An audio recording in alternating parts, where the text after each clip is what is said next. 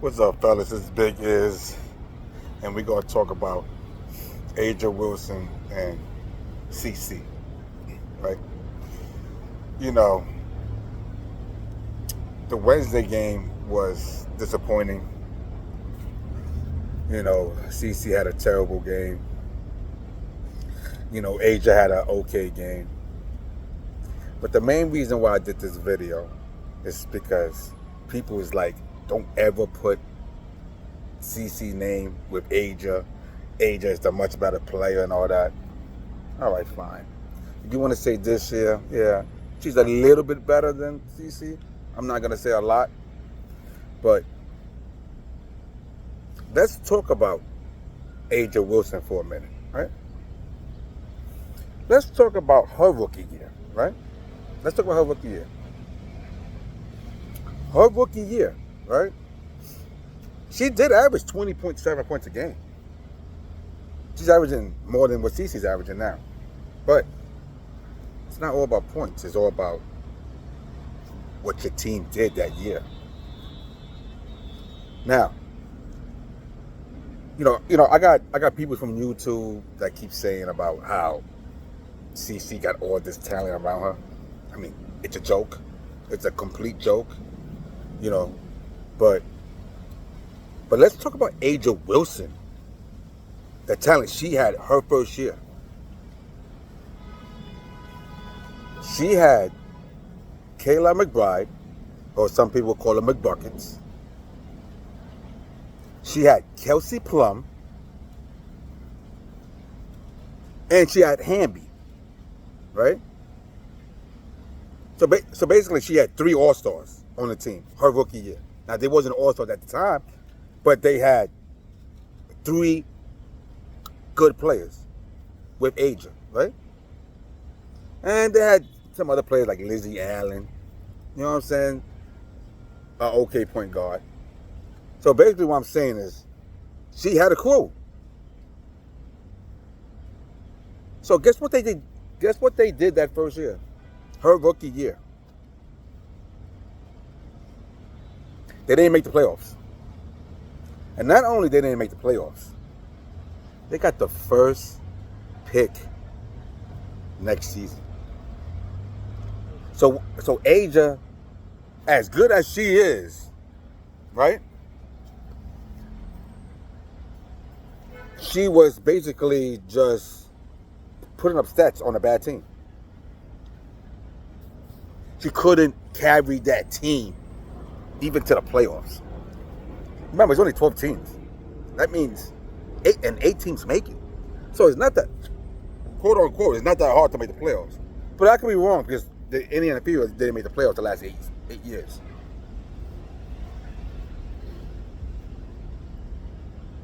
She had all that talent and didn't win. And didn't even make the playoffs. And got the first pick next year, and they picked up Jackie Young. All right? CC now taking an okay team. It's not a great team at all. Kelsey Mitchell, again, I'm going to say this one more time. Kelsey Mitchell is the scorer. That's it. That's it. She's the scorer. Before CC, her record was 59 wins and 149 losses. And please, people, stop saying Kelsey Mitchell was hurt last year. She was not hurt. She played all 40 games last year. The person that was hurt was Lexi Hall and Lalissa Smith, but not Kelsey Mitchell. All right? So please stop saying that. And get your facts straight. But again, Kelsey Mitchell was 59 wins, 148 losses. Aaliyah Boston, Rookie of the Year last year. Remember that, quote unquote, they had 2 All-Stars last year. They had Lexi Hall, Alyssa Smith, Erica Wheeler. They basically have the same team as they have this year. Same team. 13 wins and 27 losses. And then they get CC, and they made the playoffs in her first year.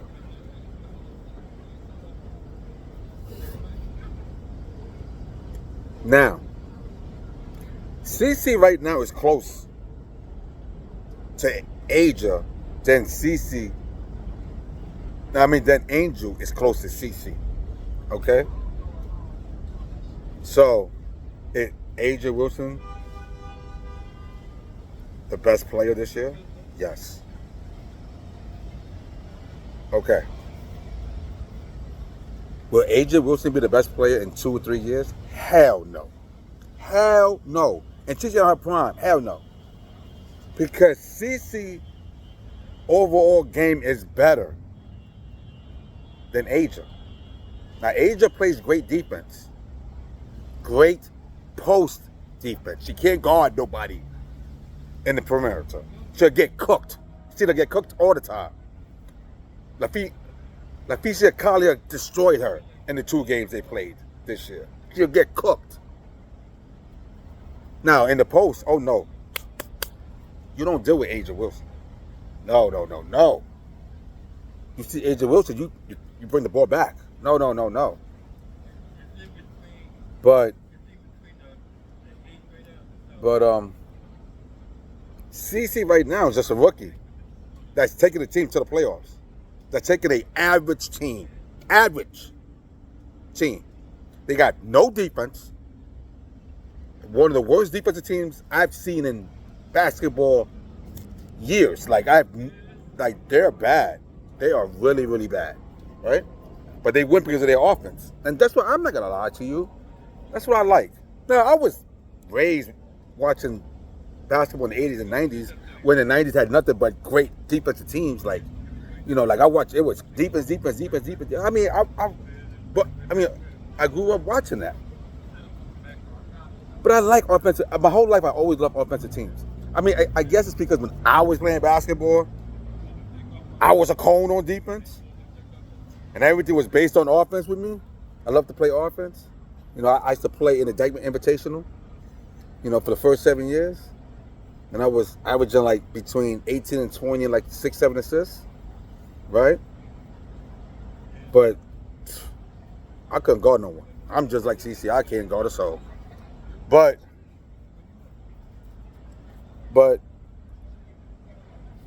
at the end of the day, the name of the game is putting the ball in the basket. And that's what you guys got to realize. Right? And then the turnovers. Listen, again, you want a point guard that give you 1 or 2 turnovers and the team scores 75, 80 points? I don't know if you guys seen it, the last month, the WNBA, teams is barely scoring 80 points. While CC, 3 of the last 5 games, they scored 100, 90, I think 93, 104, and then they got stopped the last game with Aces with 75. And CC only had 5 turnovers that game and only scored 75 points. No, CC, give me your 8-9 turnovers. Give me your 8-9 turnovers. If Indiana is going to score 95 plus, all right? That's the only way this team functions. Is you throwing passes that no other point guard in the WNBA could do, maybe except for Chelsea Gray. Tight places. And she could put the ball right into those tight places for assists. Play your reckless abandoned basketball. Don't play that conservative bullshit that you try to do against the Aces last week. That's why you guys only scored 75 points. It's disgusting basketball. Play the way you play. Nobody cares about your turnovers if Indiana's going to drop 95 points. In the playoffs, I can understand. In the playoffs, there's more half court. It's more half court usually in the playoffs. Even though I prefer them to play the way they play now. Just fast break basketball for the most part. Because that's what CC's great at. But it's not like they don't have a half court game. Now, the reason why the Aces beat the Fever on Wednesday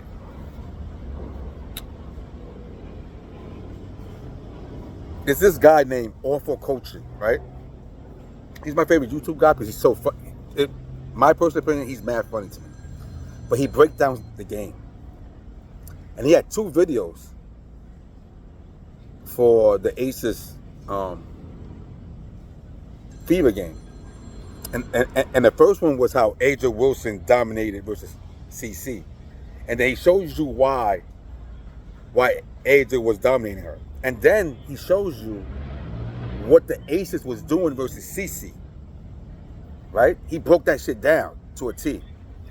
And then the second video was he was just talking hellish shit against the Indiana Fever defense. How Christy Sides is one of the worst coaches of all time. I won't say that. I actually like Christy Sides. I'm one of the few people that like Christy Sides. It's because she actually runs a lot of NBA plays. She got a lot of plays in her arsenal that I like. And another thing too that these stupid ass CC fans is not thinking about. I think Christy Sides playing possum. Indiana already clinched. So why would Christy Sides want to show her hands before the playoffs? She knows she can't go to 5th, and she's not going to go to 8th. It's only 6 and 7. And we're 1.5 games ahead of the Mercury with the tiebreaker. And we played the Wings and the Mystics the last 2 games. We should win those games, even though the Mystic game might be tough because the Mystics might be going for the 8th seed, right? So why would Christy Sides show her hand? So the other teams